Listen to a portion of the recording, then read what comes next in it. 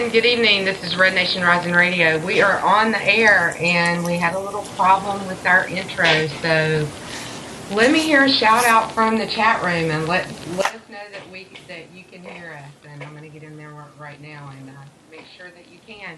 But I've got on with me tonight Dr. Randy Arrington. Dr. Arrington, how are you? Dr. Arrington, can you hear me? Very, very faintly. Oh, okay. Well, that's all right. I can turn up the volume. I think you're kind of low, too. Well, much better. All right. So we can be heard now. I know for sure because I can hear it myself on the air. So that's really good to know. How are you this evening, Dr. Arrington? We've got a lot to talk about tonight, don't we? How's your day been? I was training Air Force pilots all day, and I'm okay. I have had some Twitter trolls attacking me, mainly because I've been supporting Stacy and JD and you and Angela and some of the other Red Nation Rising usual suspects. But I'm okay. I can handle it. That's right. You are. You're tough. You don't get to land jets on aircraft carriers for nothing, right? You have to be tough. You can handle a troll or two, I imagine. So it sounds like we're coming out on the air, but you guys in the chat room, let us know if you can't hear us.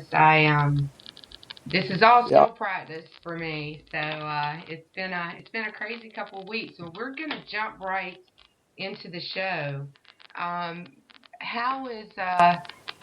We've had some crazy things happening, have we not, Dr. Arrington? You wrote an article about a virtual gulag, and we are, interestingly enough, we are in the middle of a lot of thought policing and a lot of word policing and a lot of crazy things going on. So, we want to talk about that a little bit. So we're gonna get into that, but we kind of have an announcement, you and I. I think we do. Yeah, let you make that. Well, I was invited by Red Nation Rising and also Rick Robinson at K98 Talk. They inquired if I would be interested in doing a radio show. So over the last few months, we've been massaging that, and it looks like this coming Sunday, Labor Day Sunday, on K98 Talk, 3 to 5 in the afternoon, we're going to have the inauguration of a radio show. It's going to be called Office Hours with Dr. A, and I will have my number one student and sidekick and producer, Lou Esposito, running the show there for me. And hopefully, like I told Rick and the rest of these guys, I'll do this as long as there's support from the radio station, and I can commit to it, which I've done, and that it is, something that's going to be educational and worthwhile for the, hopefully it'll be a listening audience, and they can maybe get educated a little bit, and we can educate each other. But if that's the case, then I think we'll do a good job and get people interested and maybe change some minds and some hearts and maybe solidify some minds and hearts to save the United States of America, because we are under constant threat right now from not only the cultural Marxists that want a communist revolution, Lou, but from the Islamic, I call them civilization jihadists, that want to take down the United States as well for their nefarious purposes, whatever those might be. So we need to have conservative Americans stand up and fight these guys with courage and conviction. Otherwise, we're going to lose the greatest experiment in individual liberty and sovereignty that's ever existed on the planet, and we'll lose God's last best hope, which I believe the United States of America is and has been.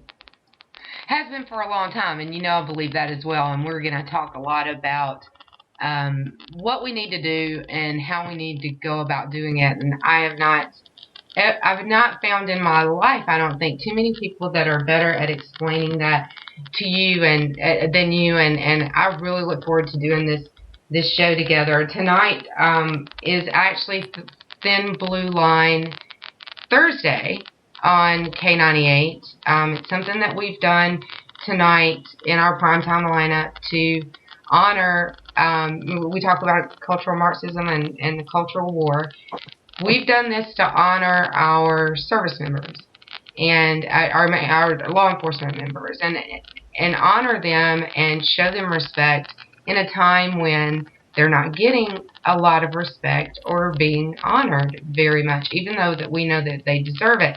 I've had a lot of Twitter wars, talk about Twitter wars, had a lot of Twitter wars with people in the past couple of weeks where, I mean, people actually say to me that law enforcement, they never help anyone. They never do anything.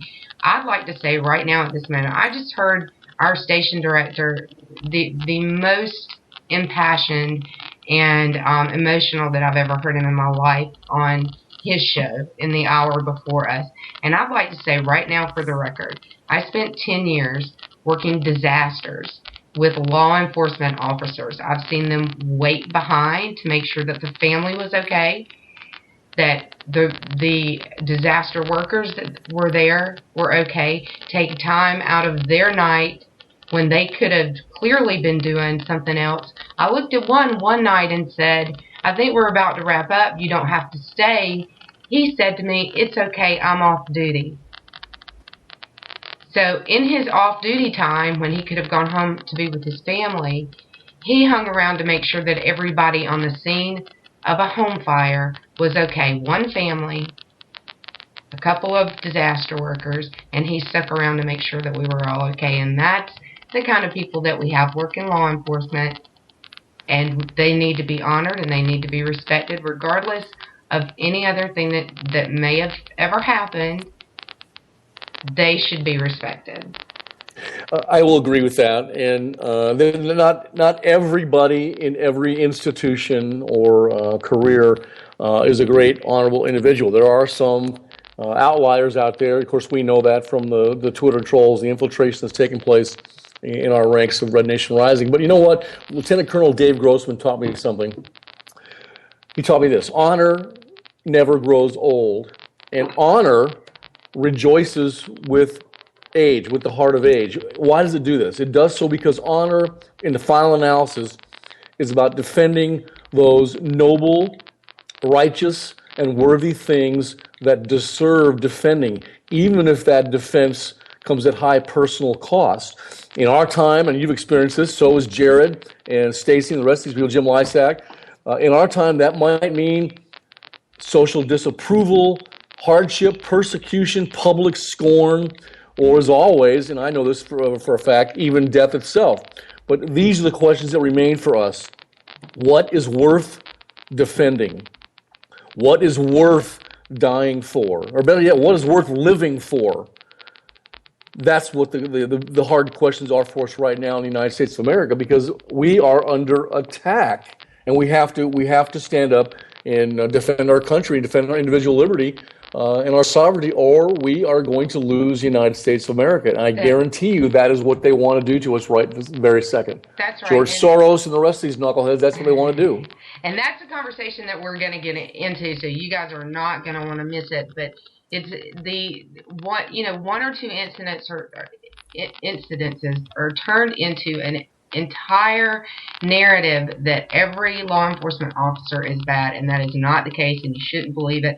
I've spent 10 years working very closely with them as a civilian, and I have met way more great law enforcement officers than I have bad ones, and that's for the record. Now, before we go to break, I want everybody to know about a Twitter storm that our team is doing next Monday and Tuesday night from 8 to 10 p.m. Congress is coming back into session, and when you talk about threats to America, Iran is probably the biggest global threat to America, and when they say they're not existential, maybe that's something that we'll get into on our show, Dr. A, because it is definitely an existential threat. I don't care what they say, and we are doing a Twitter storm to try to get their attention as they're coming back into town, wake them up, get people to call them Monday night and Tuesday night, 8 p.m. to 10 p.m., and just look for us at hashtag Red Nation Rising for that Twitter storm, and everybody take part in that because we really didn't want to get their attention. Nothing gets their attention more than our organic Twitter storms because they know it's not coming out of a machine. It's coming from people in their districts. And I think it really makes a difference. We get that phone number out and their phone starts ringing. It definitely makes a difference. So we're going to cut the break real quick.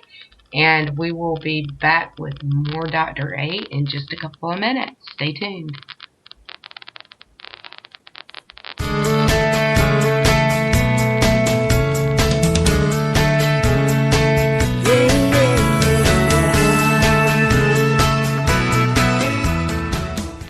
K98Talk.com, a leader in Internet radio. So grab your seatbelts and take the ride of your life on K98Talk.com.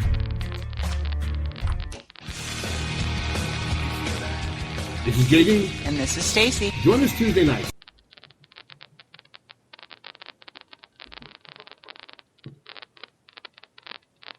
Well, we're back from break because something happened to our commercial and it died. And Dr. A, can you hear me? I can hear you.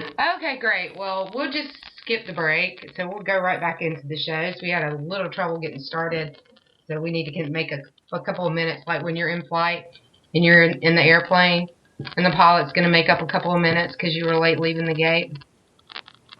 Is that something that I know how to do that, but most of the times when they tell you that, they're lying to you. Yeah, really? Are they just like pulling our leg? Oh, no. I could have gone the rest of my life without knowing that. They usually know what's wrong, but they don't want to tell the passengers that. So they dumb that down a little bit. They deceive you. They pull my leg. Let's just leave it at that. Okay. All right. Okay. So did you see today that your favorite candidate for president, Donald Trump, took an oath? He promises not to run a third-party candidacy. He took an oath. Did you see that? I figured you and Stacy would like that. I thought it was really interesting. I'm glad he actually did it because it takes that part of the drama out of the campaign. And at this point, any drama that we can get out of this campaign, I think is a good thing. Because the drama just buries the issues, don't you think? Well, it does. And I told you what my feeling about Mr. Trump was. He makes the campaign vetting process much more valuable because what he's talking about is forcing the others to talk about that. And most of them don't want to talk about this stuff. They want to talk about feel-good issues, not the hard issues that require the hard answers to solve the problems. And he's making them do that. Despite what you and Miss Stacy think, he does have value. Now, I've never said that he doesn't have value. See, my husband came home not happy with me today because he thought that I said something a little too negative about him this morning. And I don't mean to do that. Everybody is a valid candidate at this point, and I am, you know me, I'm a Lockean, majority rules. If the majority wants Trump as the candidate, then, I'll go along with it. I'm not going to, and I've told you this, I'm not going to vote for a Democrat, and you can take that however you want to. I was alive during the 1992 elections. So, I was actually voting then. So I know how Bill Clinton got in office. You can't fool me. So let's get into the topic, though, because it's Thin Blue Line Thursday. And we want to get to the movement, the Black Lives Matter movement. And I hate to even talk about it in those terms because I don't want to be misunderstood to say that Black lives don't matter. Lives matter. All lives matter. And blue lives matter. But we're in a situation right now where police officers are really being targeted. One of our team members mentioned to me today that they were seeing the Thin Blue Line bumper stickers and thinking that is, calling into attention that you are an officer of the law and thereby potentially making you a target. I actually wanted me to mention it on the air because they were concerned about it. this is part of a cultural war. You wrote the blog about the culture war, the virtual gulag. How do these things relate to each other? Well, you've got several entities out there that are extremely well funded, are patient, but they have the same goal. And the goal is to destabilize and eventually destroy the United States of America so that they can step in with their goals of instituting the totalitarian regime that they want, which would either be an Islamic regime or a socialist regime leading to communism. That's what Mr. Soros is. He's basically a socialist communist that has oodles of money and can sit back and be patient, and he can fund all these different organizations, these little front groups, and send paid protesters to these little hotspots to whip up the citizenry, the grassroots citizenry, who don't really understand, Lou, that they are trapped in a virtual gulag. Gulag, of course, is the infamous camps, the re-education and prison camps inside of Russia that Lenin created and were basically perfected by Stalin. And what they're doing is they're unwittingly helping these nefarious individuals bring about the end of the United States, the end times, because they are prisoners in this virtual gulag.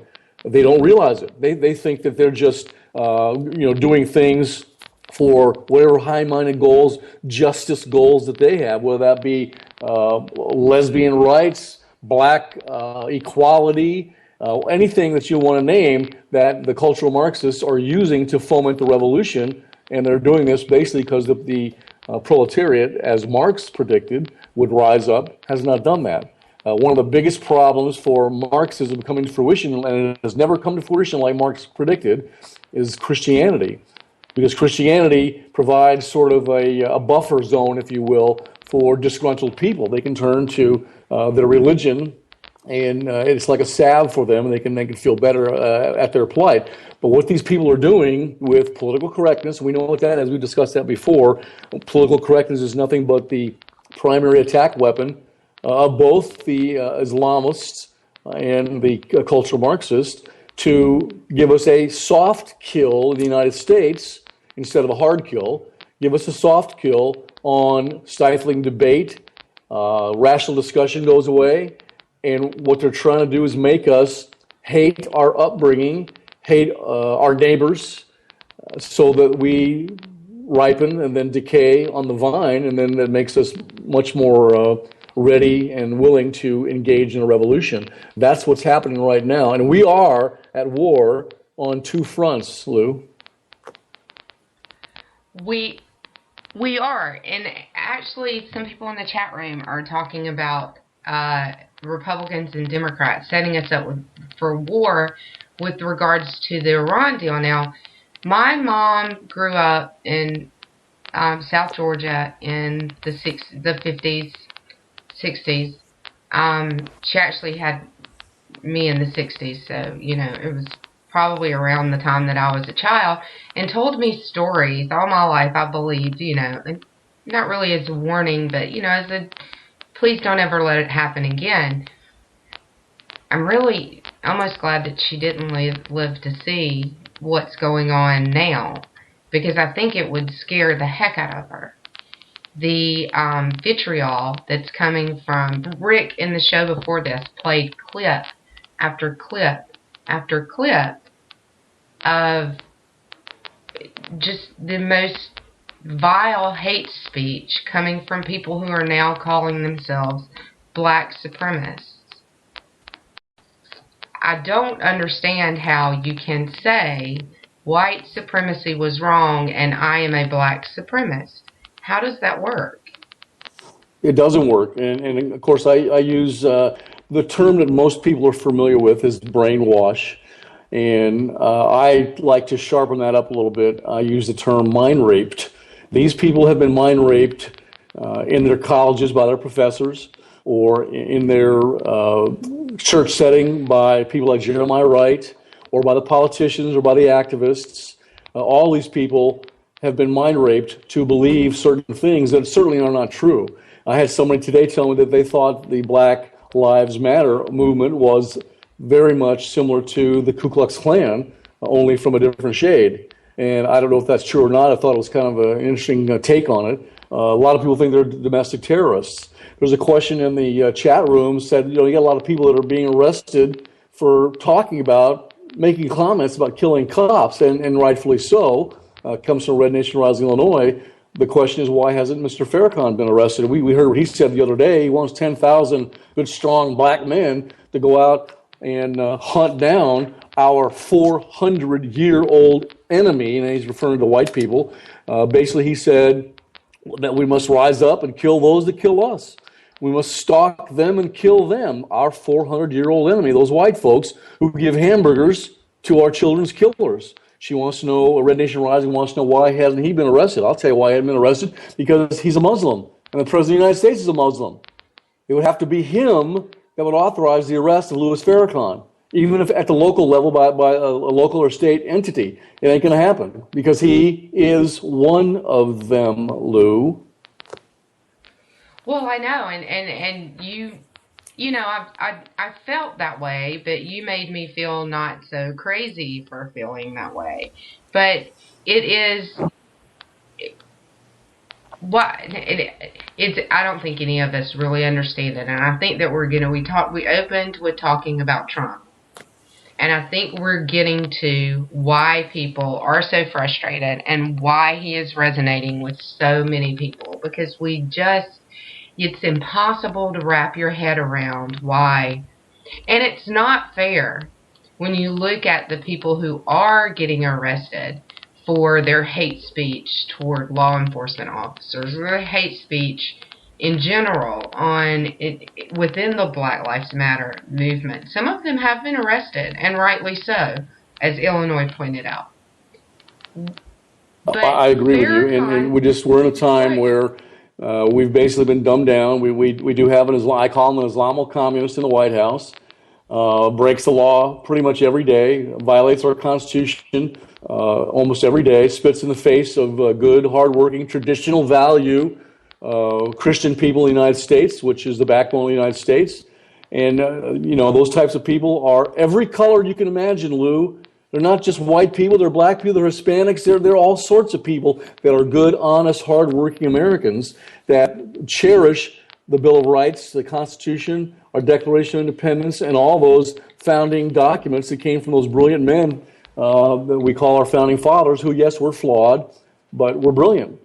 And we have to get back to that dynamic in the United States and that reverence for those documents, and actually have the people that enforce the law enforce those things. And if we don't do that, we will get to the Cloward and Piven and the rest of the way these communists want to bring down the United States, anarchy, chaos.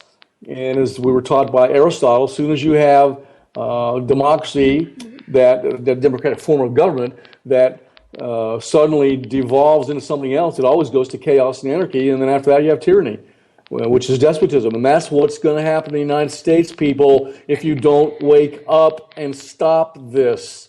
You're not going to be able to reach everybody. You're not going to be able to convince everybody on the left, because they've been so thoroughly brainwashed and mind raped. And I'm sorry to my Twitter trolls out there that don't like me to use that term. I'll keep using it even more because you don't like it. It has bite, and it's the truth. Speak the truth, endure the consequences. I'm sorry that you don't like that. But that's just the way it is. And you have to have courage to step up and defend this nation. What is worth dying for? What is worth living for, Lou? You tell me. The freedom in this country, I think, definitely is worth dying for. But, I'm somebody who studied different forms of government and the way that other people have to live. And, and I've seen it. And, I know. But so many of us are, I don't know if it's pampered or spoiled or, what it is that we just don't appreciate. We can't look around and appreciate the safe neighborhoods that we live in because law enforcement are keeping them safe. We can't appreciate our right to have an internet radio show and talk about what we want to talk about because of our freedom of speech. I mean, there are any number of podcasters out there that I bet if you ask them, what does your freedom of speech mean to you, they couldn't articulate it, yet they can do 5 podcasts a week to talk about whatever it is they want to talk about, and it doesn't matter. In Iran, it could be anything. You could talk about, fashion. Well, you might be imprisoned for that because you're a woman talking about fashion.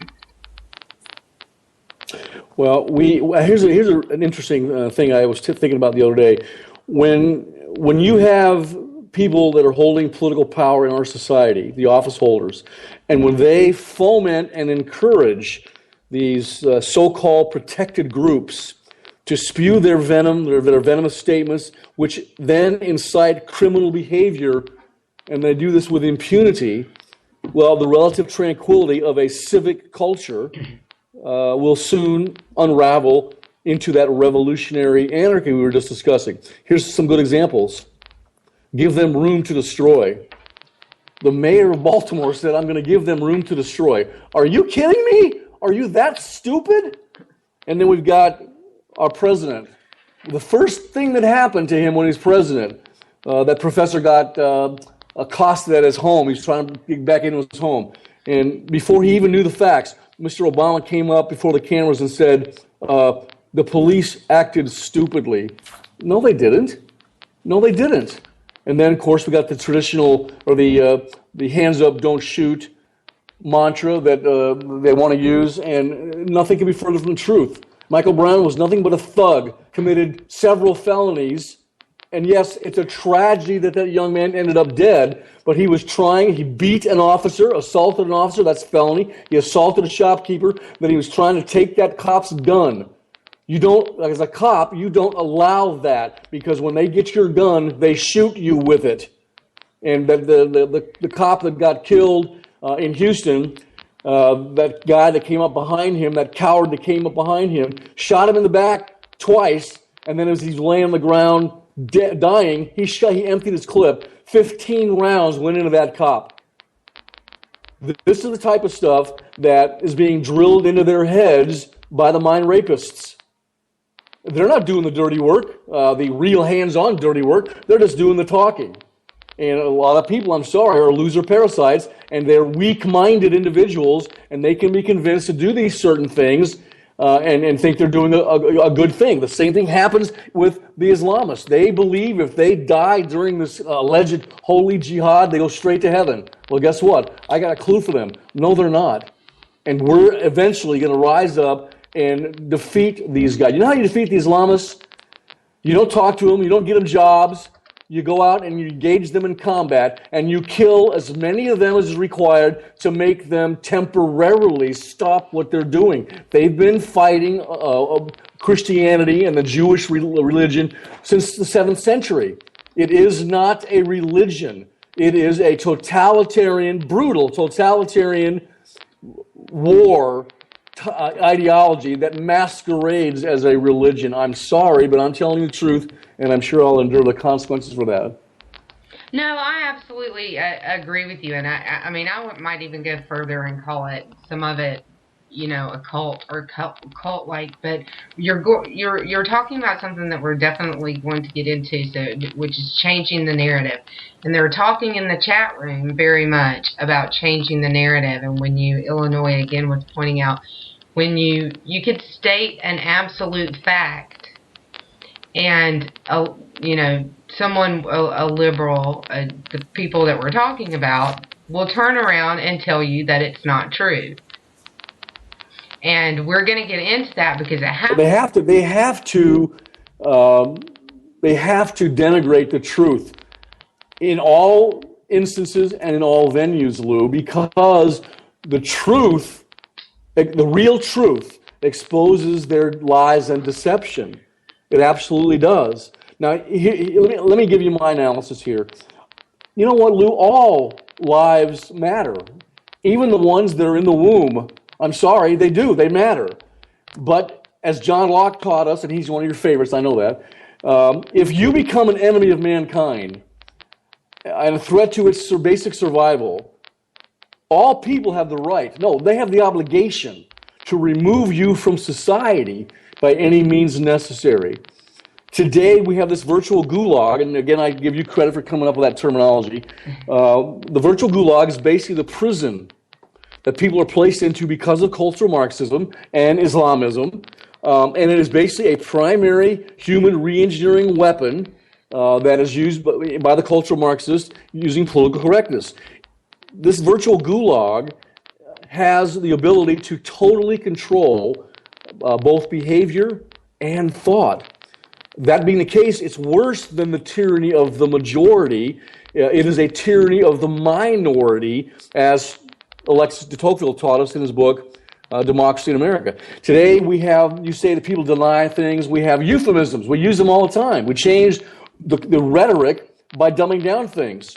These euphemisms that are usually within political correctness make this abhorrent behavior easier to accept and easier to sell to those mind-raped loser parasites. I call it self-deception for dummies. And I told you this before. Go ahead. Tell us what you really think, Dr. A. All right, speak the truth, endure the consequences. I'll tell you what, Donald Trump, I'm going to lighten it up here for a second. Donald Trump took an oath today. I'm going to take an oath too. Here's my oath. I promise that I will try not to tease Stacey Lennox.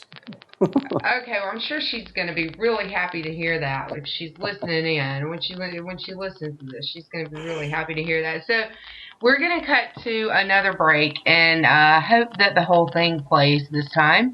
And we will be back with Dr. A to talk about that changing the narrative and what happened between the truth and the Daily Beast, which happened about 8 months later, oddly enough. So cutting a break, and we'll be back in a couple of minutes.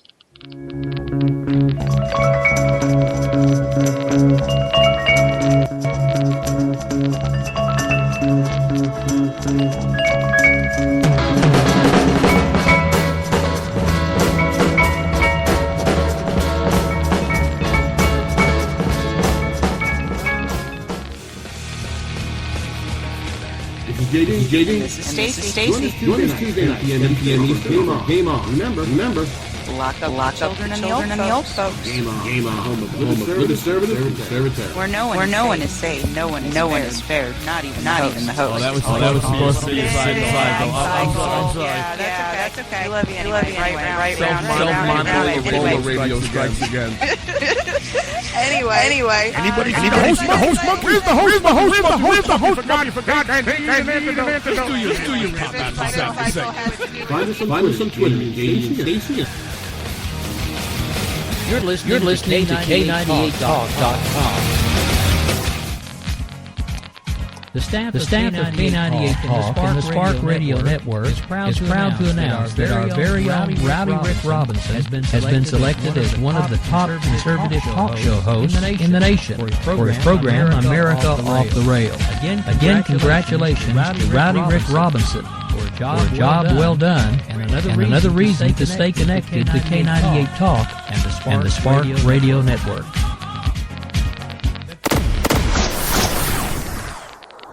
This group of tyrants wants to disarm us. They want to deny you and me our freedom guaranteed under the Constitution of the United States. The right of the people to bear arms shall not be infringed. Keep your hands off our guns, damn it. My fellow patriots, I've had it, and I'm tired of seeing the Second Amendment treated like the bastard child of the Bill of Rights. All of you have to know that defending freedom is going to be a fight that has no end. And if you're going to stand with me, can't afraid to get your knuckles bloody. If you're going to stand with me, you have to be willing to resist any attempt by government to disarm law-abiding people by fighting with the ferociousness of a junkyard dog. Thank you. God bless you, and may God continue to bless the United States of America. Thank you.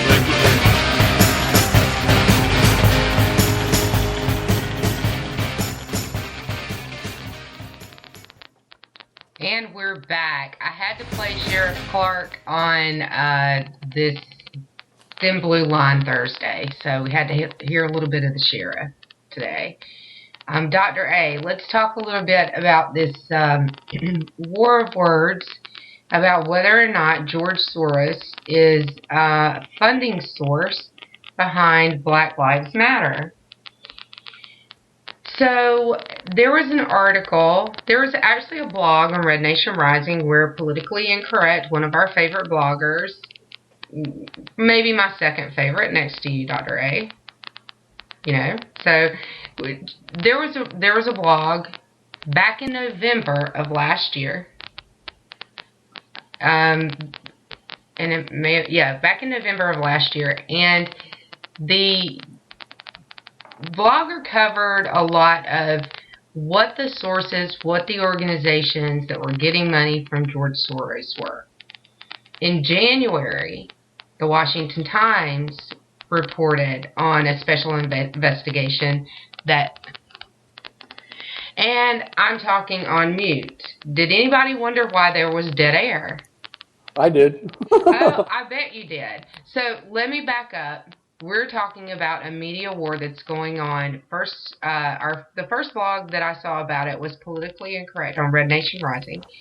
And the blog was about the Soros funding sources for the groups that were on the ground in Ferguson.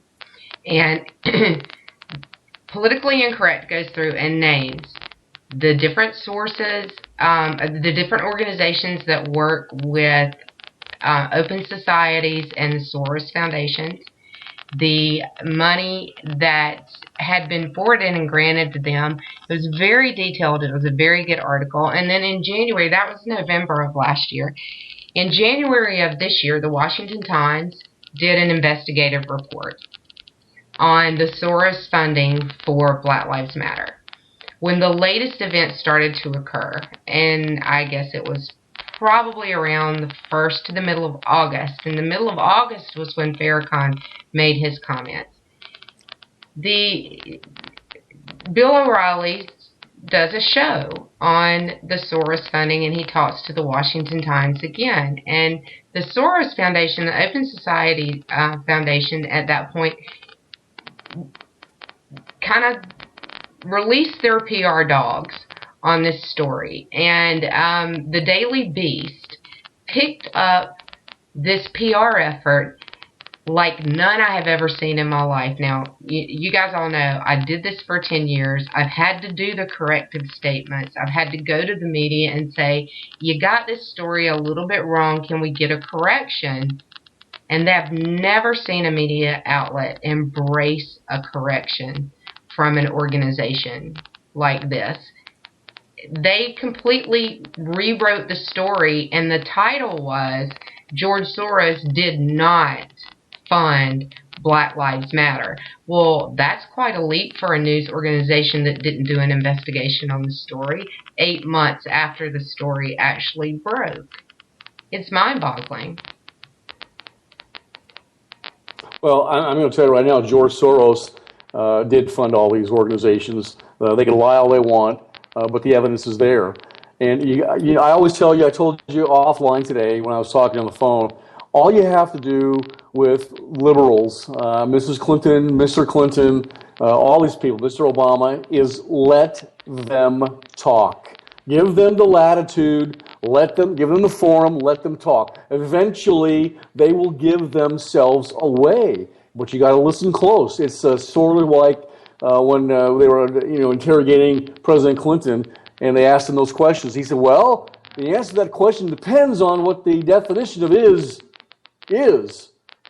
Now, how stupid can you be? To me, that's just fancy Harvard, Yale lawyer tricks, talk, semantics, whatever, to try to get out of something.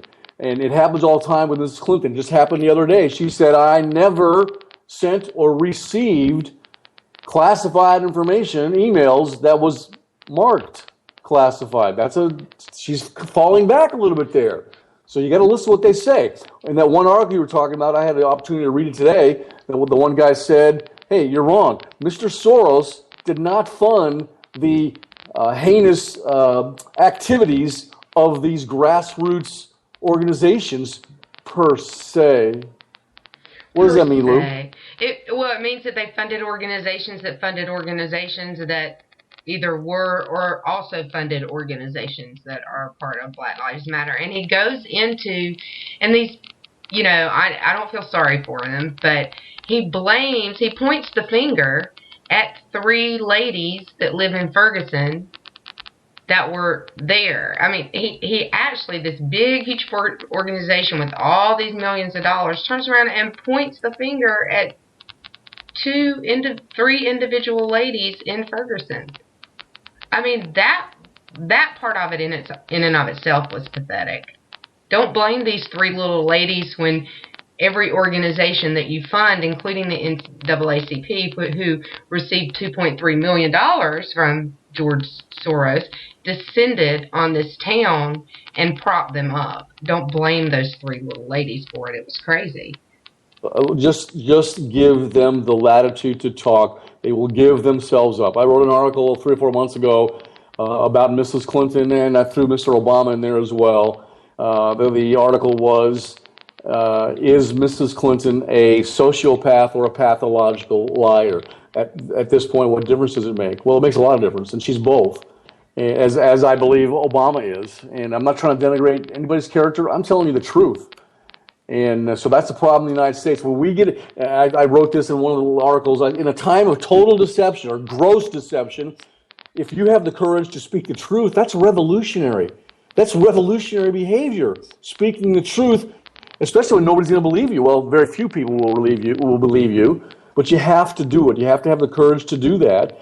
And that's where you have to decide what is worth living for, what is worth dying for. And then have the conviction to do that. We have basically in the United States of America about 537 cowards in the federal government in elected office. 100 senators, 435 in the House, and then 2 sitting in the White House, and they're cowards.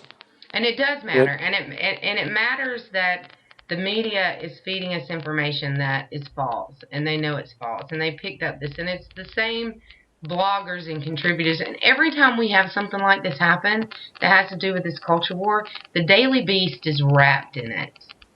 Lou, are you saying that the mainstream media in the United States is in the pocket of the lefties? Are you saying that? What I'm saying is that I'm tired of them being in the pocket of the lefties. That's what I'm saying. And it's gotten so old. It's been that way since I was in high school. So there's a definite liberal bias in the mainstream media, according to Lou Esposito. For a very long time, yes, and I don't mind saying it either. And it's really interesting somehow how it plays out. Now, the very interesting thing about Open Society's foundation and this whole funding thing is that they were, if you look at their website, and all of you do this before they take it down, everybody go to their website at Open Society's foundation and look at their news feed. If you go back before the middle of August when Farrakhan made his comments, you'll find story after story after story about how they're connected to, the work that's been doing on the ground. It's like their grantee spotlight, and their news feed is full of stories from these movements. And they might not say Black Lives Matter is doing this in this area, but it's all other little organizations that are connected to this movement. So the fact that they've protected themselves with a layer of other organizations tells you that they know what those people are doing is wrong. Well, you asked earlier about the truth and what's going on with them, and I basically the cultural Marxists and the Muslims. Those radicals must continuously smear the truth in American society. Why? Again, because it exposes their deception to the light of day. I basically will argue with anybody that political correctness today is tantamount to that virtual gulag. It is a re-education camp. It is complete, equipped with virtual walls, prison cells, wardens, guards, bed checks, barbed wire, solitary confinement, no parole hearings, and only capital punishment for us offenders. And that capital punishment, again, to reiterate, can take the form of a soft kill, which means the stifling of rational discussion and honest debate, or it can take the form of an actual hard kill, which is murder of American citizens. And that's happening right now, Lou, more and more often. How many cops we lost in the last 9 days? Like 7 or something like that, some gross amount. However and we have to stop this. Yeah, however many, it was that many too many. Correct. It's because it's senseless, and senseless killing is wrong no matter who does it. Protecting yourself is one thing, but it's just senseless murder. And not that any murder is ever makes sense, but it's just insane. I can't even. It's really hard for me to wrap my head around because I've been in those situations where I've seen law enforcement officers help people, and so I can't figure out. But that is the key to it, right? If you read something or see something and it doesn't ring true to you, you can't figure it out, you don't know where it's coming from, then it's probably not true. And bless those cops' hearts, the EMS, the soldiers, the firefighters. Bless every one of them. I think Jim Lysack came from a cop family. But I want to tell the listeners one thing here. And you got to trust Dr. Ray on this one subject. If you trust me on nothing else, trust Dr. Ray on this one subject. Debbie does socialism because she's been mind raped to not realize the difference between socialism and true democratic principles. There is a huge difference between socialism and the Democratic Party. There used to be one. Not today. In contemporary America, that Democratic Party is completely socialist, infiltrated by socialists due to cultural Marxism. Now, some Democrats know this. A lot of them, probably most of them, don't know this because they've been successfully mind raped by those cultural Marxists. These people actively provoke upheaval in that clandestine manner, using their primary attack weapon of political correctness. And we have to stop this. I always say, don't let this happen, people, to the United States of America. Stand up and fight them. And you know how I end all of my articles, let freedom ring, God help us, and then speak the truth, endure the consequences. We don't want to be ripe for a revolution. And we're starting to head in that direction. And I'm afraid that we are heading in that direction very much, and I think that we'll continue this conversation on Sunday, because I think we're gonna talk about this on Sunday at 3 p.m. as well, and continue some of this conversation. I think that there's a lot of things to talk about when it comes to this particular topic, from the spin from the politicians, the Clinton spin, the Black Lives Matter movement, the different narratives that we're getting from the media. There are so many different topics that are wrapped up in this cultural Marxism. And forget education. The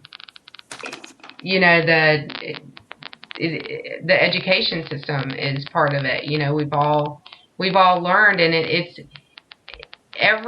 if you try to stand up for even just the Constitution as it was written, original meaning, to forget all the complications around strict constructionist and rigid, but if you try to stand up for the Constitution as it was written and the rights of everyone under that Constitution, you are basically attacked by the thought police.